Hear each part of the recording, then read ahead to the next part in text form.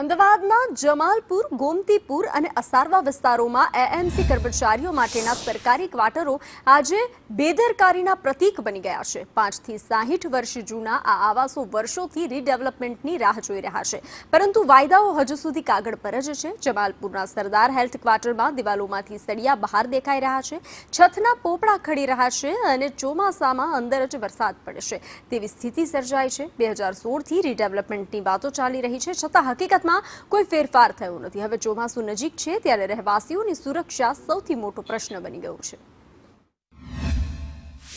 અમદાવાદ મહાનગરપાલિકા દ્વારા સ્માર્ટ સિટીની વાતો કરવામાં આવે છે, વિકાસની વાતો કરવામાં આવે છે, પરંતુ વિકાસની પરિભાષા આ દ્રશ્યો જોશો તો કદાચ બદલાઈ જશે એવું તમે પોતે સ્વીકારશો। આ દ્રશ્યો છે અમદાવાદ મહાનગરપાલિકાના હેલ્થ ક્વાર્ટર જે છે તેની જ હેલ્થ સારી ના હોય તે પ્રકારની સ્થિતિ છે તે અહીં સર્જાઈ છે। આ કોઈ ફ્લોર નથી, પરંતુ કોઈના ઉપર આ પ્રકારે પોપડા ના પડે તેના માટે થઈને સ્થાનિકો દ્વારા અહીં આ પ્લાસ્ટિકના શેડ છે તે લગાડવામાં આવ્યા છે। છતની વાત કરીએ તો છત પણ અહીં જર્જરિત છે અને આ દિવાલ ગમે ત્યારે ધરાશાયી થઈ જાય તે પ્રકારની સ્થિતિ છે તે અહીં સર્જાઈ છે। મહત્વનું છે કે લોકો અહીં જીવના જોખમે રહેવા મજબૂર છે। 2016થી અમદાવાદ મહાનગરપાલિકા દ્વારા માત્ર વાયદાઓ આપવામાં આવી રહ્યા છે, રીડેવલપમેન્ટ કરવાના વચનો આપવામાં આવી રહ્યા છે, પરંતુ ના તો રીડેવલપમેન્ટ થઈ રહ્યું છે, ના તો આ જે કર્મચારીઓ છે તેને કોઈ સારા મકાન મળી રહ્યા છે।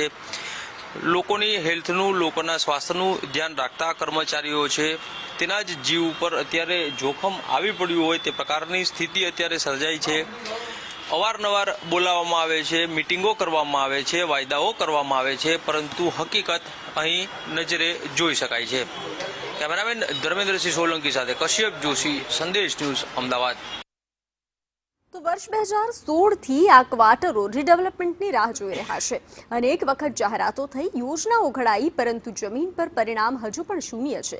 સરકાર અને તંત્રના વાયદાઓની સ્થિતિ એવી થઈ ગઈ કે તારીખ પર તારીખ મળે છે, પરંતુ મકાન નથી મળતું। હું જન્મથી જ અહીંયા છું અને અત્યારે તો આ કન્ડિશન બહુ જ ખરાબ છે અને સરકારે અમને વિશ્વાસ પણ આપ્યો છે કે તમને રીડેવલપમેન્ટના અંદર નવા મકાન બનાવીને તમને આપવાના છે। આ રીતની અમને ચર્ચા કરી છે। આવી ચર્ચા કેટલા વર્ષથી ચાલે?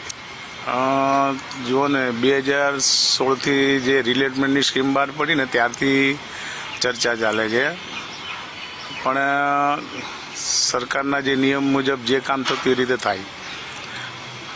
2018માં અમને કહેવામાં આવ્યું કે તમે લોકો સંમતિ આપી દો એટલે તમારી સંમતિ મંજૂર કરીને તમને લોકોને આ જગ્યાએ નવા મકાન બનાવી આપવાના। અમારે સરદારબી સ્ટાફ ક્વાર્ટર્સ 312 મકાન છે, એસી વિશેષ છાપરા છે, એની મંજૂરી મળી ગઈ છે, પણ અમને વૈકલ્પિક સુવિધા આપે અને અમને ભાડું નક્કી થાય એ પછી અમે અહીંયા ખાલી કરી દેવા માટે બધાને જાણ થઈ પણ ગઈ છે અને 50% ખાલી થઈ ગયા છે।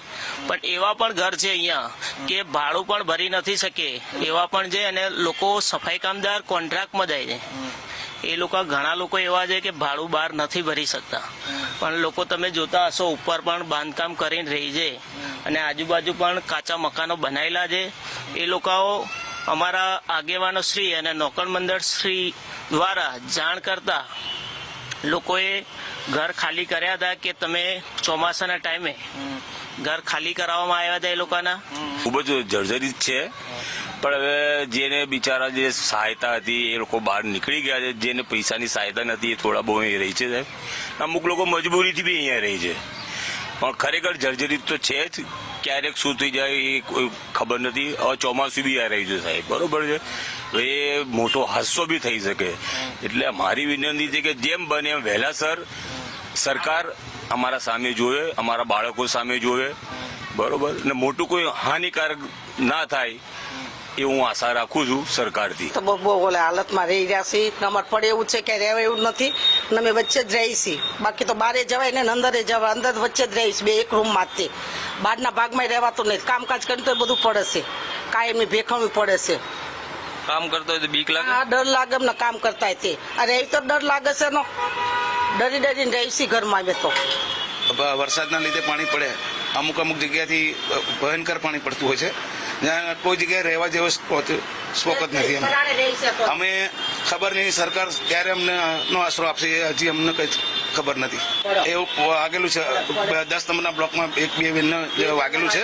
આ રીતે પોપડા પડતા અચાનક પોપડો પડ્યું હતું તો પગમાં ઈજા થયેલ એમને. તો સ્થાનિકોનું કહેવું છે કે મકાન જ નહીં પરંતુ સલામતી પણ જોખમમાં છે. દરેક ચોમાસું આવે ત્યારે પરિવારના સભ્યોને ડર રહે છે કે ક્યાંક છતનો ભાગ તૂટી ન પડે, ક્યાંક દિવાલ ધસી ન જાય. સ્માર્ટ સિટીના દાવાઓ વચ્ચે આ ક્વાર્ટરો એક એવો સવાલ ઊભો કરે છે જે વિકાસના પોસ્ટર પર ચમકતું શહેર અને જમીન પરનું શહેર એક જ છે કે અલગ. તો હેલ્થ સ્ટાફ ક્વાર્ટર, પરંતુ આ ક્વાર્ટરની જ હાલત વેન્ટિલેટરમાં રહેલા દર્દી જેવી થઈ ગઈ છે. સરકારી હેલ્થ ક્વાર્ટર છે તેની સ્થિતિ એ હદે દયનીય છે કે રાત્રે જો તમે સૂતા છો અને સવારે ઉઠશો કે નહીં તે પણ નિશ્ચિત નથી હોતું, કારણ કે આ જે દ્રશ્યો દેખાઈ રહ્યા છે આ જ પ્રકારની સ્થિતિ છે તે તમામ ક્વાર્ટર છે તેની અંદર જોવા મળી રહી છે. ભયના ઓથાર હેઠળ અહીંના લોકો જે છે તે જીવવા મજબૂર છે. તેની સાથે વાત કરી. બેન, શું કહેશો, કઈ સ્થિતિમાં તમે રહી રહ્યા છો? અમે તો બહુ ઓલે હાલતમાં રહી રહ્યા છીએ. અમારે પડે એવું છે કે રહેવા એવું નથી. અમે વચ્ચે જ રહી છીએ, બાકી તો બારે જવાય ને અંદરે જવાય. અંદર વચ્ચે જ રહીશ, બે એક રૂમ માંથી. બહારના ભાગમાં રહેવાતું નહીં. કામકાજ કરીને તો બધું પડે છે, કાયમી ભેખણું પડે છે. કામ કરતો હોય તો બીક લાગે? હા, ડર લાગે અમને કામ કરતા તે. અરે એ તો ડર લાગે છે નો, ડરીને રહી છીએ ઘરમાં. અમે તો વરસાદ કમોસતો હવા આવે ને તો બધું પડે. એટલે ચોમાસામાં પાણી પડે ને ચોમાસામાં બે બાબતે પાણી પડે. ક્યાંય નથી રહેવાતું. બારે એ બાજુ છે, બારે ન રહેવાય. આ બાજુ ભાગમાં વચ્ચેનો રૂમ છે ને એ ખાલી એ છે, પણ એમાંય ડર લાગે છે. પાણી પડે, વરસાદના લીધે પાણી પડે. અમુક તો જો કે એએમસી સ્ટેન્ડિંગ કમિટીના ચેરમેનનું કહેવું છે કે રાજ્ય સરકાર તરફથી નવા આવાસોના નિર્માણ માટે સૂચનાઓ આપી દેવામાં આવી છે. માત્ર હાલના ક્વાર્ટરોને જ નહીં પરંતુ ક્વાર્ટરના પ્લોટના વિસ્તારમાં વર્ષોથી વસવાટ કરતા ઝૂંપડપટ્ટી ધારકોને પણ નવા મકાનો ફાળવવાનું આયોજન છે. પહેલાં તો ગુજરાત સરકારનો આભાર માનું છું માનનીય મુખ્યમંત્રી શ્રી ભૂપેન્દ્રભાઈ પટેલ સાહેબનો, કે જેમણે અમદાવાદ મ્યુનિસિપલ કોર્પોરેશન માટે એક નવી યોજના જે જાહેર કરી છે. કારણ કે પ્રોબ્લેમ થતા હતા કે જ્યારે રીડેવલપમેન્ટ કરીએ ત્યારે એની માર્જિનની જગ્યામાં અથવા તો એના ટેરેસ ઉપર જે લોકો ઝૂંપડું બાંધીને રહેતા હતા એ લોકોના માટેની કોઈ જોગવાઈ હતી નહીં. હવે પ્રધાનમંત્રી 2.0ની યોજના હેઠળ આવા લાભાર્થીઓ કે જેની વાર્ષિક આવક 3 લાખ કરતાં વધારે ના હોય, જેનું આખા ભારતભરમાં કોઈ મકાન ના હોય અને તેઓને 35 ચોરસ મીટર કાર્પેટ એરિયાનું મકાન આપવાનો નિર્ણય લેવામાં આવ્યો છે. એક તરફ અમદાવાદને આધુનિક અને વિશ્વસ્તરીય શહેર બનાવવાના દાવા થઈ રહ્યા છે, બીજી તરફ શહેરના જ કર્મચારીઓના ક્વાર્ટરો ખંડેરમાં ફેરવાઈ રહ્યા છે. વિકાસની વાતો ત્યારે જ અર્થપૂર્ણ બનશે જ્યારે લોકોના માથા પર છત સલામત રહેશે.